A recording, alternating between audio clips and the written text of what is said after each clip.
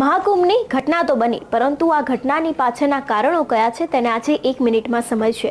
મહાકુંભમાં ગઈકાલે રાત્રે લગભગ 1:30 વાગ્યાની આસપાસ જેટલા પણ લોકો ત્રિવેણી સંગમ ખાતે ઉપસ્થિત હતા તે દરેક લોકોમાં અફવા ફેલાવવામાં આવી અને જ્યારથી આ અફવા ફેલાવવામાં આવતી ત્યારથી જ અનેક એવા લોકો છે તે લોકો વચ્ચે નાસભાગ મચી જવા પામી। તેમાં મહિલાઓ આવી ગયા, પુરુષો આવી ગયા અને નાના બાળકો પણ આવી ગયા।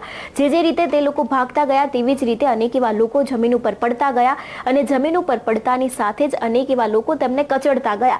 કચડતાની સાથે તે લોકો મોતને ભેટ્યા અને અત્યારે પણ હાલ આ આંકડામાં વધારે ને વધારો થઈ રહ્યો હોય તેવું પણ લાગી રહ્યું છે। અત્યાર સુધી સત્તાવાર માહિતી અનુસાર આંકડો 14 હતો, પરંતુ હવે આ આંકડામાં પણ વધારો થઈ શકે છે। એટલે એક સામાન્ય અફવાને કારણે અનેક એવા લોકો અત્યારે હાલ આનો શિકાર બન્યા છે, એટલે કે મોતને ભેટ્યા છે। મહાકુંભની ઘટના તો બની, સીએમ યોગી છે તેમના દ્વારા પણ કહેવામાં આવ્યું છે કે અત્યારે હાલ અફવાઓ ફેલાવવામાં ન આવે। એટલું જ નહીં, અત્યારે હાલ મહાકુંભમાં જેટલા પણ લોકો જઈ રહ્યા છે તે લોકોને પણ રોકાઈ જવા માટે અપીલ કરવામાં આવી છે। ત્યારે આવી જ અપડેટ માટે નિર્ભય ન્યૂઝ ઓફિશિયલને ફોલો કરજો।